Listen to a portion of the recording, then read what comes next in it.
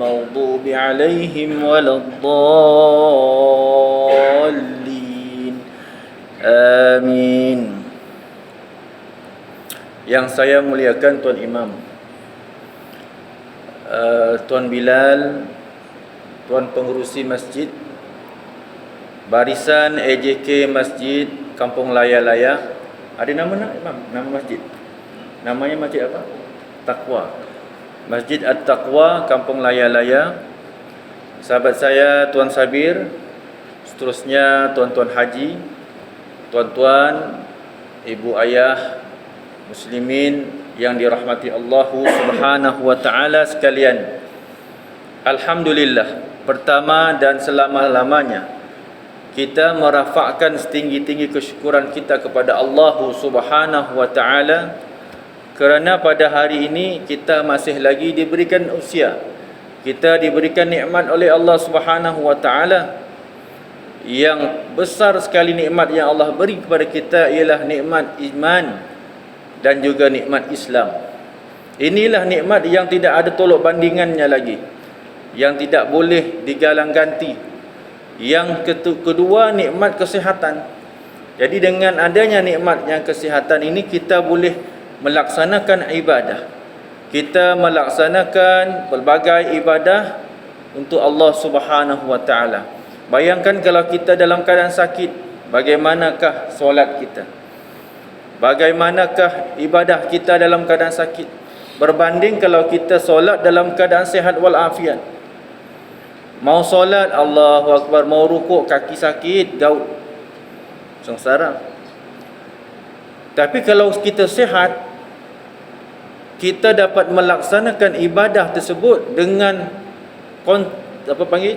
tumpuan yang lebih baik.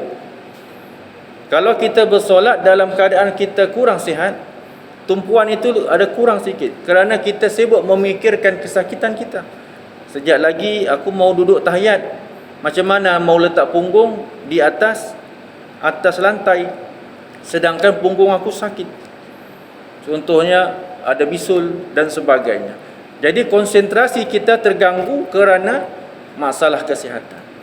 Justru alhamdulillah, walaupun kita dalam keadaan tidak sihat, diuji oleh Allah Subhanahu wa taala dengan kesihatan, namun janganlah kita tinggalkan apa yang telah diwajibkan, difardukan oleh Allah Subhanahu wa taala, iaitu melakukan ibadah, terutamanya ibadah solat 5 waktu sehari semalam. Tuan-tuan yang dirahmati Allah Subhanahu wa taala, lupa pula saya nak perkenalkan diri Tuan Imam. Jadi Tuan Imam bilang, Ustaz perkenalkan diri sendirilah. Yalah Tuan Imam pun tidak kenal kan, macam mana mau perkenalkan saya? Jadi nama diberi Haidir Ahmad Fazil. Berasal daripada negeri Southern Tigers. Pernah dengar Imam? JDT. Kan, kalau JDT pernah dengar. Southern Tigers belum pernah dengar. JDT mana Johor Darul Takzim. Di sana, di selatan. Dipanggil selatan ni lah, selatan tanah Semenanjung. Tapi sudah menjadi orang Sabah sejak 2004. 2004 Haji. 2004 ni maknanya kurang lebih 17 tahun kali 18 tahun gitulah, kurang lebih lah. Jadi sejak 2004. Jadi sekarang ini bertugas di Politeknik Kota Kinabalu, dekat Sepanggar, dekatlah datang sini. Sebelum itu pernah bertugas di Jabatan Agama Islam Wilayah Persekutuan Kuala Lumpur dan juga di Jabatan Kemajuan Islam Malaysia JAKIM sebelum berpindah ke Politeknik Kota Kinabalu. Jadi bidang yang saya ceburi dalam Politeknik ialah bidang pengajian am. Politeknik ini dia banyak bidang kejuruteraan. Contoh Tuan Sabir, dia ni engineer bahagian elektrik. Saya bukan engineer, tapi saya ni bahagian pengajian am. Waalaikumsalam. Terima kasih. Bahagian pengajian am, termasuk jugalah bidang pengajian Islam dalam bahagian pengajian am. Jadi mudah-mudahan pertemuan kita pada hari ini, walaupun dah nak Ramadan dah ni, kan? Dah nak Ramadan baru nak panggil kan. Tak apalah, sekurang-kurangnya sebelum kita Ramadan, kita dapat sedikit sebanyak berkongsi maklumat dan ilmu berkaitan apa-apa bidang, terutamanya bab solat, bab tahsinul ibadah, memperelokkan ibadah solat kita. Walaupun ibadah solat ni memang kita sudah biasa, sudah maklum kan Haji kan, daripada dulu lagi kita kecil sampailah kita dah dewasa ni, sampai sudah orang tu berumur, kita memang solat kan. Tapi buat apa lagi ustaz ceramah solat lagi, macamlah kami tidak tahu kan. Jadi sebenarnya ibadah solat inilah banyak-banyak bidang pengajian Islam yang menjadi banyak persoalan, menjadi banyak permasalahan, pertanyaan ialah bidang solat. Walaupun kita solat hari-hari kan 5 waktu, daripada umur kita kecil 7 tahun contoh sampai sekarang ni usia kita mungkin 60 tahun lebih, 70 tahun, tapi menjadi persoalan sehingga kini. Ini menunjukkan bahawa ibadah solat ni bukan ibadah yang sembarangan. Ibadah solat ni dia mempunyai satu martabat yang sangat tinggi, sehingga kan Nabi sebut di yaumul mahsyar nanti, inna awwalu ma yuhasabul abdu fi yaumil qiyamah as-solah. Perkara utama pertama sekali yang akan kita dihisab di hari akhirat besok ialah solat kita. Ini menunjukkan bahawa solat kita ni penting mengatasi ibadah-ibadah kita yang lain. Tapi kalau solat kita ni Nabi kata ada masalah kan, maka amalan-amalan yang lain akan tertahan. Tapi kalau solat kita ni cantik, alhamdulillah, Allah terima, makbul, maka ibadah-ibadah lain akan turut diterima oleh Allah. Ini dipanggil kayu ukur kepada ibadah kita. Justrulah banyak orang bertanya tentang solat kan, banyak kuliah-kuliah di masjid tentang solat. Ini menunjukkan bahawa solat ini bukan ibadah yang sembarang. Solat ni ibadah yang sangat penting, yang menjadi kayu ukur sama ada kita ni masuk ke dalam syurga ataupun wal-iyazubillah masuk ke dalam neraka Allah Subhanahu wa taala. Tuan-tuan haji yang dimuliakan oleh Allah Subhanahu wa taala, kuliah kita sampai waktu jam 10 kan haji. Oh ya 10. Jangan ustaz pun mau tidur. Jam tu masuk waktu berhentilah kan masuk waktu isyak insya-Allah kita berhenti. Ataupun mungkin kalau ada pertanyaan ataupun tengah cuma bercerita, kita lebihkan sikit boleh kan? Mungkin tambah lagi 10 minit ke ataupun kurang lebih lah, supaya kita dapat sampaikan apa yang kita ingin berkongsi insya-Allah. Jadi pada malam ini merupakan malam yang pertama hari ini dalam sejarah saya lah, sebab pertama kali sampai di Kampung Laya-Laya, dan kita lepas tu sampai duduk depan. Ini menunjukkan bahawa bukan saya ni orang yang paling pandai antara tuan-tuan haji, bukan. Yang paling depan bukan yang paling pandai, tapi kita hanya ingin berkongsi ilmu dan pengalaman kan. Kalau kita, dia bukan mengajar tapi berkongsi apa yang kita ada. InsyaAllah mudah-mudahan menjadi amal jariah kepada saya juga dan juga kepada tuan-tuan. Kerana Nabi SAW dalam sebuah hadis, Nabi kata, man salaka tariqan yaltamisu bihi ilman sahalallahu lahu tariqan ilal jannah. Nabi kata barang siapa orang yang menempuh suatu jalan, dia sanggup memilih jalan ini, iaitu menghadiri majlis ilmu, Allah Subhanahu wa taala sahalallahu lahu tariqan ilal jannah. Allah akan memberikan lorong, akan memberikan jalan kepada dia untuk ke syurga. Maknanya usaha kita ni, kita datang solat berjemaah dengan majlis ilmu, bukannya kaling-kaling. Kita ni dalam perhatian Allah Subhanahu wa taala, malaikat memayungi kita. Kita dipanggil sebagai dalam Raudatul Jannah, taman-taman syurga. Kalau kita dah masuk syurga tu ada taman dia, kita dah berada di taman dia. Kalau di satu tempat di Madinah, nama dia Raudah kan, Raudah. Orang berebut masuk Raudah. Mungkin kita yang dah pernah pergi haji ataupun pergi umrah, kita dapat merasai Raudah ni besar mana, mungkin besar masjid kita ni je.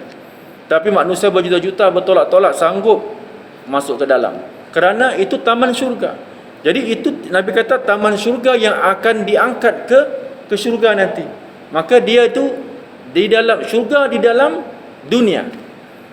Tetapi kita ni tuan-tuan haji jauh. Kita nak pergi Mekah pun tidak boleh. Saya pun tidak boleh pergi Mekah sudah 2 tahun lebih sejak Covid ni. Sedangkan saya pergi Mekah tiap-tiap tahun. Bawa jemaah, kan bersama-sama jemaah. Tapi sekarang ni kerinduan makin lama makin rindu. Tidak boleh pergi dah. Sejak ada masalah yang berlaku, ujian Allah Subhanahu Wa Taala. Hati rindu. Tapi Allah Subhanahu Wa Taala ubati rindu tersebut dengan saya berkongsi maklumat, berkongsi ilmu yang dipanggil juga sebagai taman syurga, Raudhatun min riyadil jannah, taman-taman syurga. Mudah-mudahan Allah Subhanahu Wa Taala menilai kebaikan apa yang kita lakukan, insya-Allah. Jadi kuliah kita akan gunakan kitab ni lah. Kitab ini tajuk dia Praktikal Solat Sempurna. Ini bukan kitab baru, tapi salah satu kitab daripada kitab-kitab berkaitan dengan fiqh solat. Tahsin ibadah solat. Tahsin ni maknanya kita nak memperelokkan ibadah solat kita ni. Mungkin ibadah solat kita ni mungkin ialah kadang-kadang kita ni tahulah, kadang-kadang ada terlupa. Jadi macam mana juga kita ni ada kita tengok orang sebelah, dia sami Allahu liman hamidah, tangan tidak angkat. Tapi orang sebelah kanan kita angkat tangan dia, sami Allahu liman hamidah, angkat. Jadi kita tengok sebelah angkat, sebelah tidak angkat. Jadi kita mau angkat tu tidak mau angkat. Jadi kita pun, tapi yang sebelah itu yang tidak angkat tu imam. Pakai jubah, serbannya panjang. Bukan janggutnya panjang, serbannya tinggi. Tapi dia tidak angkat. Yang sebelah mengangkat. Kita pun keliru. Jadi dengan adanya kuliah kita, insya-Allah kita akan cuba tahsinkan, elokkan ibadah solat kita seperti mana yang diajarkan oleh Nabi sallallahu alaihi wa ala alihi wa sahbihi wasallam dalam hadis sallu kama raaitumuni usalli. Nabi kata kepada para sahabat, solatlah kamu sebagaimana kamu melihat aku solat.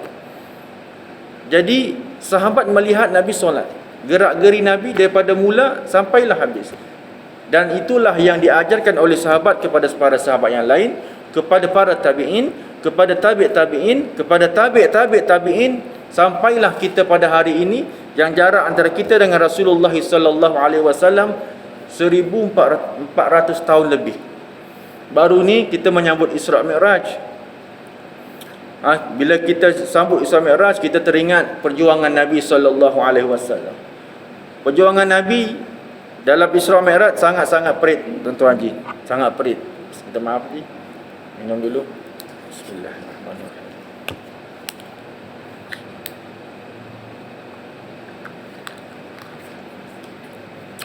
Nabi hidup selama 51 tahun di kota Makkah Al-Mukarramah. Hidup dalam keadaan yang penuh dengan ujian oleh Allah Subhanahu Wa Taala, penuh pancaroba, penuh dugaan. Daripada Nabi belum lahir lagi, Nabi dah diuji. Bapa dah meninggal, tak pernah jumpa bapa. Kemudian macam usia kecil, macam usia-usia anak kita ni, macam tadika macam tu, diuji lagi dengan mak pula meninggal. Kemudian dihantar ke Taif, orang jaga. Kemudian atuk pula jaga, Abdul Muttalib jaga dia pada usia lebih kurang 8 atau 9 tahun. Kemudian wafat pula atuk, dijaga oleh pakcik dia, Abu Talib. Abu Talib bukan orang kaya. Abu Talib orang anak ramai, tapi Nabi duduk dengan Abu Talib. Itu dari kecil Nabi dah kena uji begitu. Kemudian apabila sampai umur usia 40 tahun, ingatkan dah lega dah sebab dah jadi rasul. Ujian itu bertambah berat lagi. Nabi uji, Allah uji lagi Rasulullah sallallahu alaihi wasallam. Jadi rasul suruh berdakwah. Tidak boleh berdakwah secara terang-terang, habis kita ni. Sebab ajaran baru. Nabi berdakwah secara diam-diam, sembunyi-sembunyi 3 tahun. 40 orang je masuk Islam. Itu pun orang-orang miskin, hamba dan sebagainya. Allah turunkan ayat fasda' bima tu'mar fa'arid 'anil jahilin. Allah Subhanahu wa taala suruh Nabi berdakwah secara terang-terangan. Tidak boleh sembunyi-sembunyi, terang-terangan. Nabi naik ke atas bukit Safa. Nabi panggil semua orang-orang kampung, orang-orang kota Mekah ketika itu. maka orang yang paling geram dengan Nabi, paling benci dengan Nabi, iaitulah Abu Lahab, menentang Nabi secara terang-terangan. Sehingga kan Allah Subhanahu wa taala menegur Abu Lahab dengan menurunkan ayat surah Al-Masad. Tabbat yada abi lahabin wa tab. Nabi diuji sampai usia 40 tahun. Jadi Rasul diuji lagi. Kemudian dakwah Nabi ditentang lagi. Pergi ke Taif, dibaling dengan batu, dihalau. Ingatkan Taif ni bolehlah dapat sikit, orang kata tu tempat baru. Rupa-rupanya Taif ni makin teruk. Sehingga kan Nabi apabila Sayyidah Aisyah tanya, "Ya Rasulullah, perkara apa yang dalam sejarah hidup kamu ni?" Ketika ini Nabi ditanya sudah berada dalam Madinah, di Madinah sudah. Dah ada negara. Nabi kata, bukannya perang Uhud. Aku diuji yang paling berat sekali ketika dalam perjuangan Islam ni, menyebarkan agama Allah Subhanahu Wa Taala, bukan ketika di Uhud. Walaupun di Uhud ni 70 orang sahabat mati syahid, 70. Tapi Nabi kata bukan itu. Taif lah paling teruk sekali. Kerana di Madinah Islam sudah berkembang. Kita dah ada kerajaan. Orang Islam sudah ramai, 100,000 lebih. 70 orang mati syahid, 700 orang ganti. Tapi ketika di Taif tidak ada satu pun. Nabi tidak ada, Nabi lemah. Sehingga kan Allah Subhanahu Wa Taala. Kemudian mati pula Abu Talib, wafat pula Sayyidatina Khadijah. Nabi bersedih. Allah Subhanahu Wa Taala melihat ujian yang berat kepada Rasulullah sallallahu alaihi wasallam ini, sehingga kan Nabi digelar ulul azmi. Ulul azmi, 5 orang Nabi yang mendapat cobaan yang sangat berat. Allah Subhanahu Wa Taala hiburkan Nabi sallallahu alaihi wasallam. Nabi diajak pergi mengembara, pergi explore. Bagaimana pergi langit? Daripada Masjidil Haram sampai ke Masjid Aqsa, dipanggil Isra. Tapi ini bukan ceramah Isra Mi'raj, sebab dia ada kaitan sikit, jadi cuma cerita sikitlah. Daripada Masjidil Aqsa naik ke langit.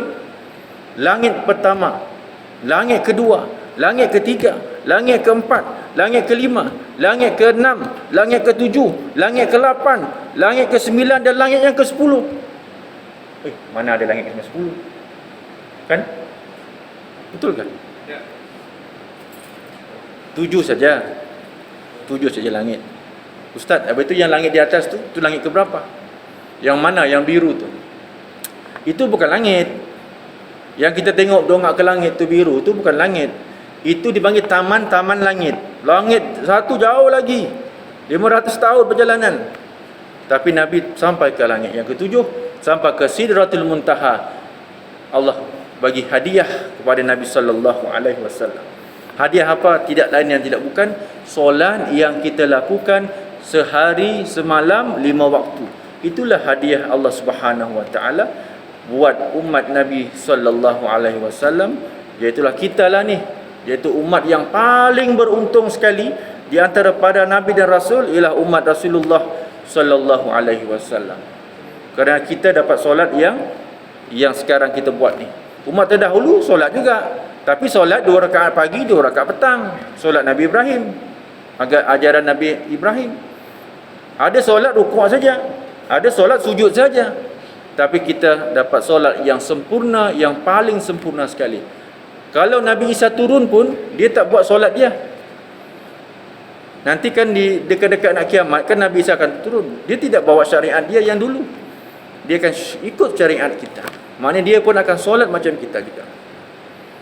Jadi ada orang tanya, Ustaz, jadi yang Nabi solat di Masjid Aqsa, mengimamkan solat para Nabi, Nabi solat apa? Sedangkan solat belum diterima, belum turun, belum dapat wahyu, solat belum dapat lagi. Jadi ulama kata itu solat solat 2 rakaat ajaran Nabi Ibrahim alaihissalam.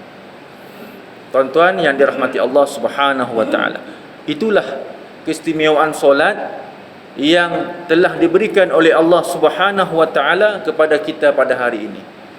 Sangat-sangat beruntung kita ni solat. Kenapa? Kerana solat ini dia bukan saja kita sujud, kita rukuk, tapi solat ini adalah istirahat kita. Solat ini ialah tempat kita berehat. Hai ustaz, orang berehat di atas katil, baring-baring. Apa pula sembahyang ni solat? Rehat. Kan? Kalau tuan-tuan dapat rehat time sembahyang, memang ini makam tinggi. Makam tinggi. Sebab orang rehat atas katil, dah sakit berehat tak solat. Itu rehat. Tapi kita sakit-sakit kita solat, kita berehat masa solat. Ini makam memang tinggi. Kerana para ulama salafus soleh sehingga ulama-ulama hari ini, mereka apabila penat, mereka akan solat sunat. Mereka akan solat sunat ketika mereka penat. Kerana di dalam solat itulah mereka merehatkan bukan sahaja fizikal, tapi merehatkan minda, merehatkan mental. Kerana ketika kita solat, kita berkomunikasi dengan Allah Subhanahu Wa Taala. Sebab itulah bila kita solat, jangan terlalu laju, jangan kelang kabut. Ini solat 2 minit, sembahyang isyak 2 minit setengah. Allah punya laju. Macam mana kata rehat? Aku cepat, aku mau rehat di rumah. Rehat masa solat, bukan di rumah. 2 minit setengah. Jadi macam mana kita nak solat dengan khusyuk? Macam mana kita mau solat dengan tertib? Tapi ustaz, aku buat syarat dia, aku buat. Dia punya panggil apa? Rukun aku buat, sunat aku buat. Sah solat aku. Memang kalau kita buat semua ni memang sah. Tapi adakah makbul? Kita mau solat bukan saja sekadar sah di sudut pandang fiqh, sah solat kita, tapi kita mau solat dari sudut pandang ilmu akhlak kita kepada Allah Subhanahu Wa Taala, ilmu tasawuf. Allah makbulkan ke tidak makbulkan? Solat yang sah belum tentu makbul. Kalau 2 minit setengah, macam mana nak makbul? Kan sembahyang pun kita tak tahu apa yang kita baca. Kemudian baca pun laju-laju sambung-sambung. Alhamdulillahi rabbil alamin arrahmanir rahim maliki yaumiddin. Sembahyang tarawih bolehlah. Sembahyang sunat, sembahyang fardu jangan. Kerana setiap kalimah yang kita ucapkan tu, kita berkomunikasi dengan Allah Subhanahu Wa Taala. Alhamdulillahi rabbil alamin hamdani abdi. Allah balas perkataan kita. Hamba aku sedang memujiku. Sabbih isma rabbikal a'la alladhi khalaqa fasawwa walladhi qaddara fahada. Jangan disambung sampai 3 atau 4 ayat.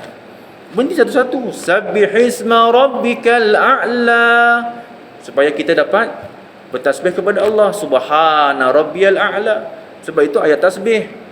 Sabbih isma rabbikal a'la, itu ayat tasbih. Kita disunatkan untuk bertasbih. Kalau tak imam baca sambung, macam mana bila kita nak mau bertasbih? Jadi itulah kepentingan kita belajar berkaitan dengan ilmu solat. InsyaAllah mudah-mudahan pada malam ini ataupun malam-malam yang seterusnya, selama dua kali lah kan Ji? Dan 2 kali, sebab sebelum tu mau masuk Ramadan kan, minggu kedua dan minggu keempat kita akan kupas sedikit berkaitan dengan tahsin ibadah solat kita, insya-Allah. Nanti bulan puasa dah rehat untuk solat tarawih. Lepas tu insya-Allah kita sambung lagi, panjang umur rezeki, kita boleh sambung lagi insya-Allah. Mari tuan-tuan jangan terlampau ingin bila ustaz mau khatam kitab ni. Kita ni bila mau khatam. Kalau mau kasih khatam sekarang boleh khatam. Boleh kasih laju. Tapi kita tak mau khatam, kita bukan ada target mau khatam hari ni. Kita target dia dapat ilmu. Jadi walaupun hari ni kuliah sekejap sampai isyak, tapi sekurang-kurangnya kita dapat ilmu yang boleh kita amalkan. InsyaAllah. Tuan-tuan haji yang dimuliakan oleh Allah Subhanahu Wa Taala sekalian. Jadi kita masuk pada kitab kita ni yang telah dikarang oleh Al-Fadil Tuan Guru Ustaz Muhadir Haji Jul, hafizahullahu taala, orangnya masih ada dan aktif menyampaikan dakwah, menyampaikan ceramah di mana-manalah di seluruh negara. Beliau merupakan bekas pensyarah UIA, tapi telah berhenti kerana orang dia terlampau sibuk, orang panggil, jadi yang ambil keputusan bila dia berhenti mengajar jadi pensyarah, biar dia berdakwah sepenuh masa. Dan banyaklah kitab-kitab beliau yang beliau tulis yang paling itu dalam bidang solat, inilah kitab dia. Dia ada 2-3 kitab dalam bab solat, tapi ini yang paling mudah untuk kita pakailah. Praktikal solat sempurna. Jadi tuan-tuan haji tak payah beli, tak apa. Saya tak suruh beli pun. Dengar pun dah cukup. Dengar pun sudah cukup. Mudah-mudahan ada faham sikit, boleh kita amalkan. Kalau faham banyak, lagi boleh banyak amalkan. Kalau langsung tak faham, datang masjid pun dah dapat pahala. Dengan kuliah pun dah dapat fadilat insya-Allah taala. Pengertian solat. Apakah maksud solat sebenarnya ni? Solat ni berasal daripada bahasa Arab. Dia bukan bahasa Melayu. Solat ni bahasa Arab. Kalau bahasa Melayu kita panggil apa? Sembahyang. Kan, sembahyang. Tak kisahlah kita mau panggil solat. Ada orang, ustaz jangan panggil sembahyang. Kerana sembahyang ni tu dalam bahasa Indonesia tu sembah orang Tuhan dia. Jadi panggil apa? Panggil solat. Jadi saya kata tak kisahlah apapun nak panggil solat ke sembahyang pun boleh. Yang penting kita merujuk kepada pengertian dia secara istilah. Solat tu maknanya yang kita buat itulah solat. Sembahyang yang kita buat itulah sembahyang. Jadi dari sudut bahasa tak ada masalah. Jangan marah-marah kata tak boleh panggil sembahyang, panggil solat. Tak ada masalah. Boleh pakai. Yang penting kita sembahyang. Yang masalah tidak sembahyang. Solat berasal dari perkataan du'aun. Jadi asal perkataan solat ini ialah du'aun. Dalam bahasa Arab yang bermaksud doa atau permintaan. Ini kerana solat adalah jalan untuk seseorang hamba memohon apa sahaja doa, hajat dan permintaan kepada Allah Ta'ala. Kalau kita lihat tuan-tuan, memang solat ni memang doa. Bermula daripada kita takbir, kita baca Al-Fatihah, kita baca doa iftitah, sampai kita salam, doa terus dalam tu. Doa. Nah, doa, iftitah pun doa, Al-Fatihah pun doa. Betul ke Ustaz, Al-Fatihah doa? Tapi kita tidak aminkan pun. Amin. Waladhdallin, amin. Hujung. Ihdinas siratal mustaqim. Doalah tu. Lepas tu kita duduk antara dua sujud. Rabbighfirli warhamni. Itu doalah tu. Lepas tu ketika sujud kita doa lagi. Doalah tu. Sebelum salam kita doa lagi. Apa doa? Memang solat ni memang doa saja. Jadi kalau kita tak solat, mana kita berdoa pada Allah Subhanahu Wa Taala. Itu dari sudut bahasa. Manakala dari sudut istilah, ia juga berasal daripada perkataan silatun yang bermaksud hubungan. Silah, hubungan. Macam kita sebut silaturrahmi kan. Ini hubungan ukhuwah kita, silaturahim lah kita panggil. Ia merujuk kepada solat sebagai jalan, yakni wasilah ataupun cara ataupun kaedah yang menghubungkan di antara hamba dengan Tuhannya. Jadi dengan solat ini kita berkomunikasi dengan Allah Subhanahu Wa Taala. Sehingga kan disebut as-salatu mi'rajul mu'min. Solat ini ialah mi'raj kita kepada Allah Subhanahu Wa Taala. Mi'raj maknanya kita naik, kan Isra Mi'raj tu kan, kita naik bertemu Allah Subhanahu Wa Taala.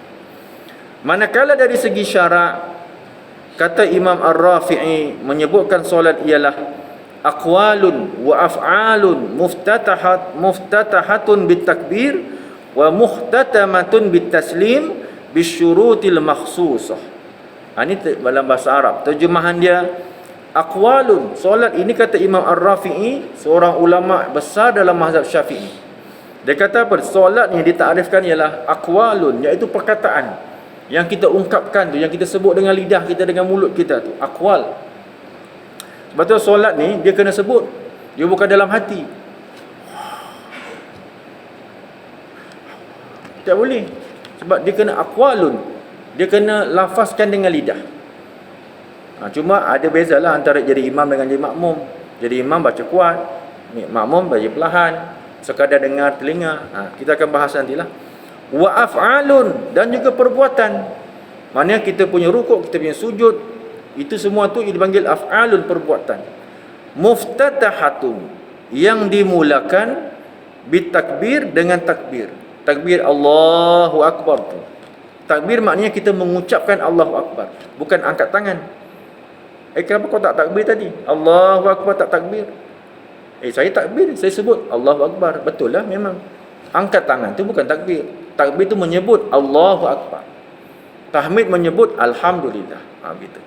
Muhtatamatun, muftatahatun bitakbir, yang dimulai dengan takbir, wa muhtatamatun bitaslim, dan disudahi dengan salam. Taslim maknanya salam, yang kita baca assalamualaikum warahmatullahi, itu memberi salam. Bisyurutil makhsusah, dengan syarat-syarat yang telah ditentukan. Okay. Di dalam kitab At-Taqrirat As-Sadidah ditambah takrifan Imam Ramli ni, ditambah takrifan satu perkataan. Ditambah dekat belakang dia ghaliban.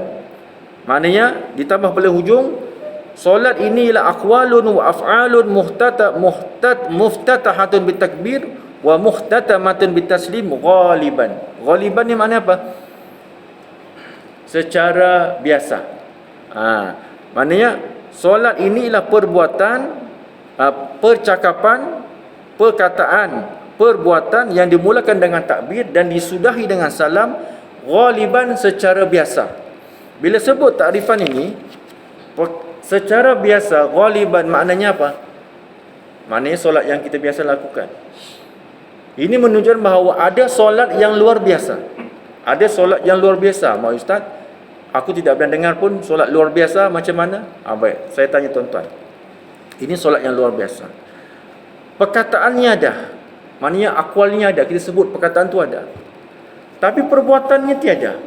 Solat apa? Kalau saya tanya dengan tuan-tuan, boleh jawab tak soalan saya ni?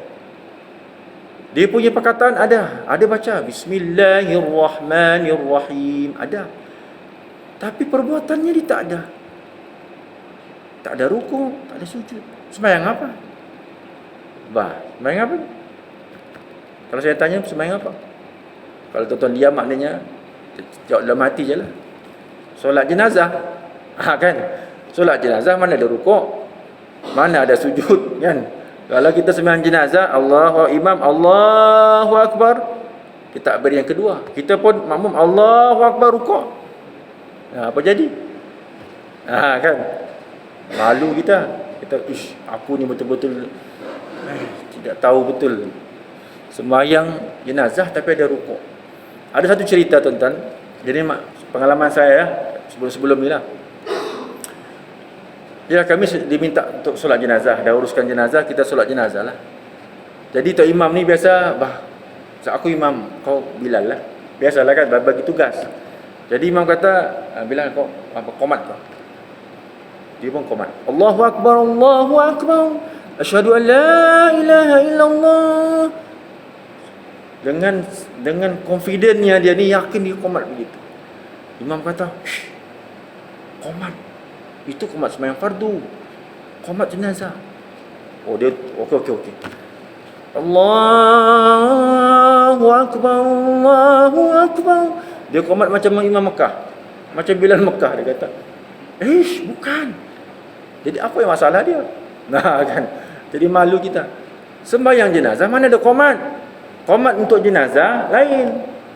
As-salatu jami'atan rahimakumullah. Itu solat, itu qomat untuk sembahyang sunat. Sembahyang jenazah kah, sembahyang raya kah, sembahyang hajat kah, yang penting sembahyang sunat, itu qomat dia. Tapi kalau tok imam baca untuk sembahyang fardu, boleh tak? As-salatu jami'atan rahimakumullah. Makmum yang ada ilmu dia kata, "Mam, ini bukan sembahyang jenazah, ini bukan sembahyang hajat, sembahyang fardu." Sembahyang fardu, Allahu Akbar, Allahu Akbar, asyhadu an la ilaha illallah, itu qomat dia. Kan. Tapi kalau kita dah terbiasa, apa boleh buat? Kan? Mana tahu boleh ubah, masih sempat lagi. Tapi tak apalah. Kalau ada semua orang faham as-salatu jami'ah maknanya mau sembahyang pun tidaklah berdosa. Tak berdosa. Cuma kalau orang yang tu ada ilmu, dia kan tahu. Imam ni suruh kita sembahyang jenazah kali.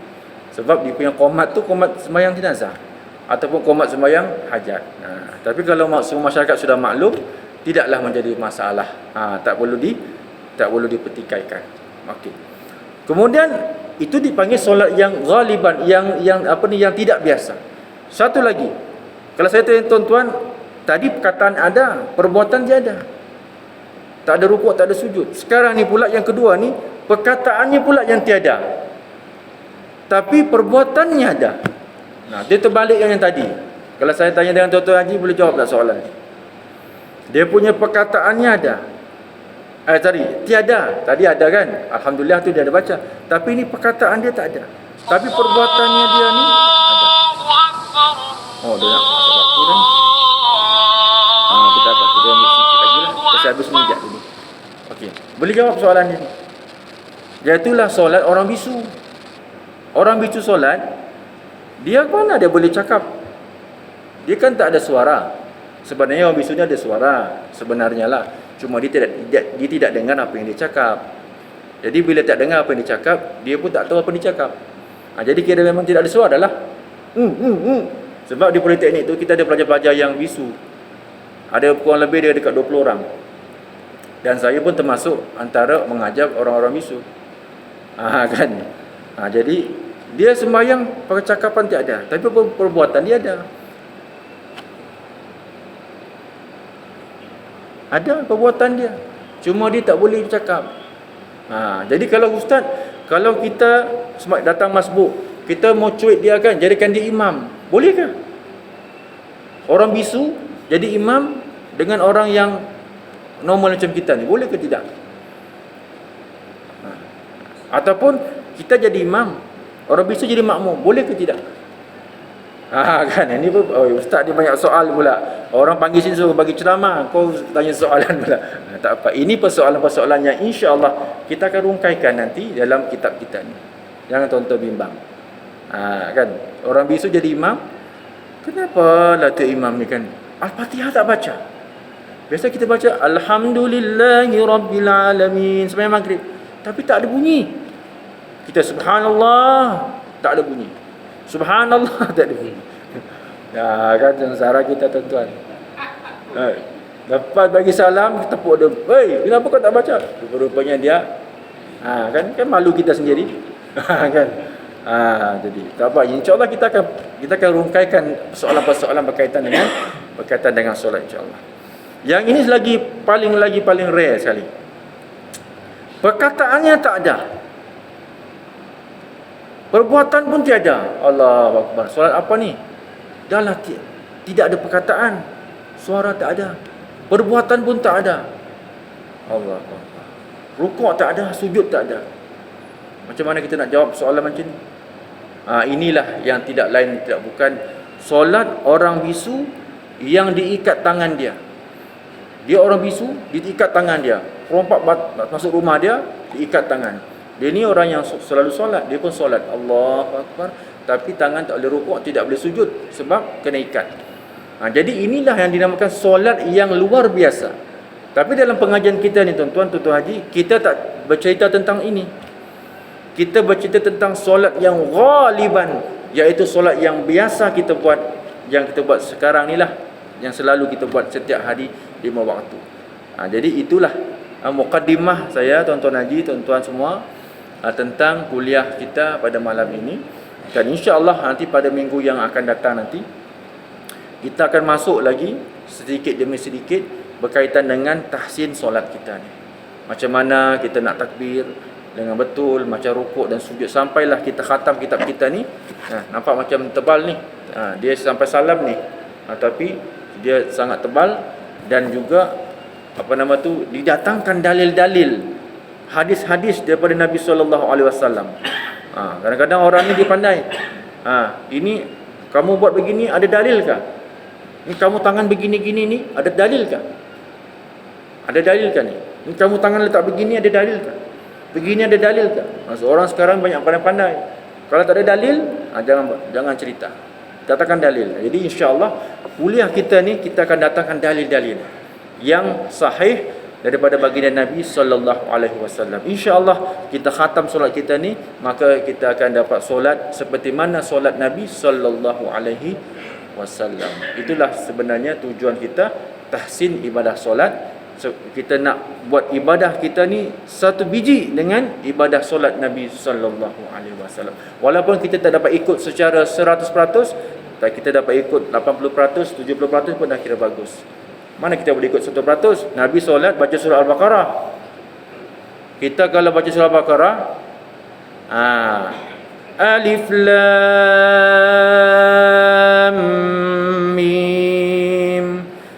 Dzalikal kitabu la raiba fih. Makmum sudah, oh Al-Baqarah pula dibaca. Okey, nanti besok aku tak datang sudah. Kan? Sedangkan Nabi solat baca Al-Baqarah, kita baru Alif Lam Mim, makmum sudah merajuk, oh Al-Baqarah kau baca. Okey, tak apa, besok aku cari masjid lain. Kan susah kita. Tapi walau macam mana sekalipun, kita usaha. Solat kita ni walaupun tidak seperti satu biji seperti solat Nabi, insya-Allah sekurang-kurangnya 70%, 80% menepati apa yang telah diajarkan oleh baginda Nabi sallallahu alaihi wasallam. Mudah-mudahan pertemuan kita mukadimah ni kita tak buka soalan dululah. Nanti kalau kita dah masuk baru kita akan buka soalan berkaitan dengan solat. Sebab saya tahu kalau cerita pasal solat ni memang banyak orang tanya. Memang banyak orang tanya. Tapi saya pun insya-Allah kita akan buka pada sesi kita yang akan datang. Aqulu qauli hadza wa astaghfirullahal azim li wa lakum. Bismillahirrahmanirrahim.